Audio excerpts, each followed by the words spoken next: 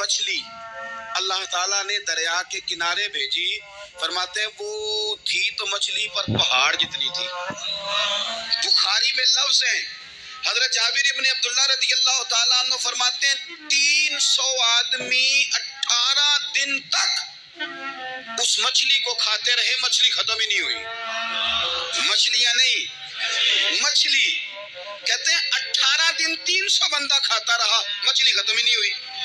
اور فرماتے ہیں کہ اس کی ہڈی نکال کے، کانٹا کہیں گے آپ اپنی زبان میں، کہتے ہیں وہ نکال کے نا تو اس کو کھڑا کیا نا جب، تو اونٹ کجاوے سمیت اس کے بیچ سے گزر جاتا تھا، تو اس کے کانٹے جوڑے۔ فرماتے ہیں وہ اس کا گوشت ہم کھاتے تھے اور اس کی چربی بطور تیل کے ہم جسموں پہ ملتے تھے، بیماروں کو اس سے سکون آتا تھا، تندرستی شفا ہوتی تھی۔ فرماتے ہیں ہم کھایا بھی ہم نے اور کچھ لے کے ہم مدینے بھی گئے، اور قربان جائیں نبی پاک نے بھی اس میں سے کھایا۔ ہم نے عرض کی حضور یہ معمہ کیا ہے، یہ ماجرا کیا ہے؟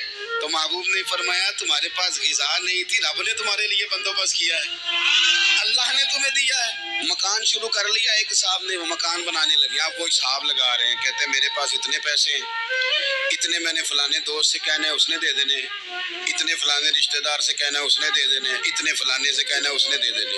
یہ ساری کاپی بنا کے مکان شروع کر لیا۔ جو روز کہتا تھا نا کوئی حکم ہو جاتے دسی، سب سے پہلے اس کو کہا میاں پیسے چاہیے، وہ کہندا ہو کل ہی منڈا ٹوریا ہے، کہتے تو پرسوں 10 داتے لب جانے سن۔ میں آپ کو اپنے تجربے کی بات بتا رہا ہوں۔ جن لوگوں کا خیال ہوتا ہے نا کہ آپ سٹارٹ کریں فلانا کام، ہم آپ کے ساتھ ہیں، اللہ کا ہی کوئی نظام ہے، وہ بالکل بھی نہیں ساتھ ہوتے۔